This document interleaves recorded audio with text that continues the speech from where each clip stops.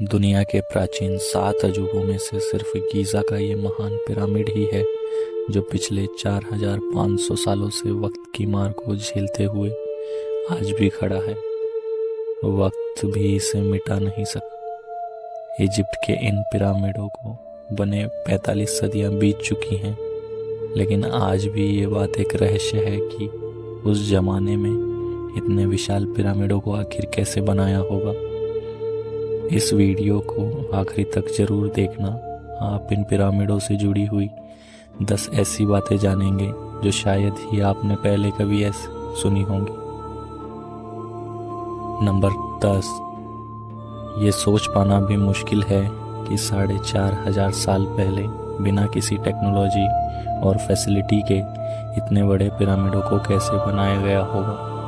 उस वक्त इजिप्शियन लोगों के पास में ना तो मॉडर्न मशीनरी थी, ना ही क्रेन्स थी और ना ही बड़ी खुली गाड़ियाँ थीं। यहाँ तक कि उस वक्त तो लोहे का भी खोज नहीं हो पाई थी जिसका इस्तेमाल वो पत्थर काटने के लिए कर सकते थे।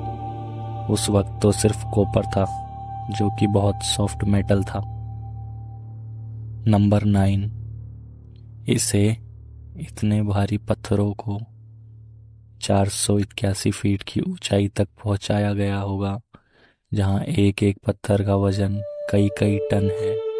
और इतनी बड़ी परियोजना को सिर्फ 20 साल में अंजाम दिया गया। इंजीनियर्स भी मानते हैं कि आज इतनी एडवांस टेक्नोलॉजी होने के बावजूद भी ऐसा ही एक दूसरा पिरामिड बना पाना नामुमकिन है।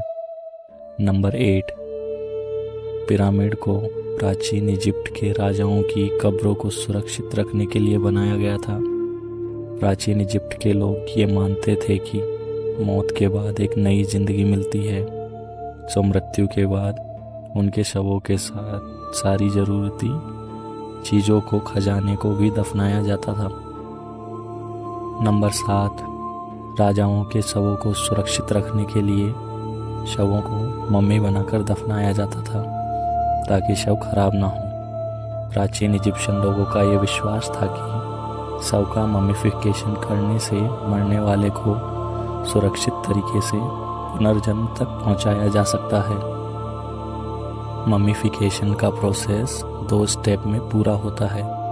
पहले तो मृतक के शरीर को सड़ने से बचाने के लिए उस पर विशेष प्रकार का लेप लगाया जाता था। उसके बाद शरीर को कपड़ों से लपेटकर दफन कर दिया जाता था। यहाँ तक कि इस बात के भी कई प्रमाण मिले हैं कि प्राचीन मिस्र के लोग न केवल इंसानों को बल्कि जानवरों की भी मम्मी बनाकर दफनाते थे। शायद वो अपने चहीते पेट्स के साथ ऐसा करते थे। नंबर 6, वैसे तो मिस्र में अब तक 100 से अधिक पिरामिडों की खोज की जा चुकी है, लेकिन मिस्र के गीज़ा शहर में मौजूद ये 3 पिरामिड सबसे प्रसिद्ध हैं। और इन तीनों में से जो सबसे बड़ा और सबसे पुराना पिरामिड है, यही दुनिया के प्राचीन 7 अजूबों में शामिल था। इसे ही गीज़ा का महान पिरामिड कहा जाता है और इसे खुफू का पिरामिड भी कहा जाता है, क्योंकि इसे इजिप्ट की 4th डायनेस्टी के राजा खुफू ने अपनी कब्र के लिए बनवाया था ताकि उनके मरने के बाद उन्हें वहां दफनाया जा सके। प्राचीन मिस्र के राजाओं को फ़ाराओ कहा जाता था। नंबर 5, गीज़ा का दूसरा पिरामिड राजा खुफरू के बेटे खाफरे ने अपनी कब्र के रूप में बनाया था और इसलिए इसे खाफरे का पिरामिड भी कहा जाता है। और ये स्टैचू भी इसी पिरामिड का हिस्सा है जिसे स्प्रिंग्स कहते हैं। ये एक रहस्यमयी काल्पनिक मूर्ति है जिसका धड़ तो एक शेर का है और सर इंसान का है। स्प्रिंग्स ऐसे खड़ा किया गया है मानो ये पिरामिड की पहरेदारी कर रहा हो। नंबर 5, ये माना जाता है कि स्प्रिंग्स की मूर्ति का ये चेहरा राजा खाफरे के चेहरे को दर्शाता है और राजा खाफरे के चेहरे की बनावट पर ही इसे बनाया गया है। नंबर 3, गीज़ा का तीसरा पिरामिड तीनों में सबसे छोटा पिरामिड है और इसे मैनकाइंड का पिरामिड कहा जाता है। और ये कहा जाता है कि इसे राजा की कब्र के रूप में बनाया गया था। आर्कियोलॉजिस्ट मानते हैं कि राजा का ये उत्तराधिकारी था। नंबर 2, गीज़ा का ये महान पिरामिड दुनिया का सबसे पहला अजूबा है और 7 अजूबों में सबसे पुराना है। बाकी के 6 अजूबे वक्त की मार नहीं झेल पाए।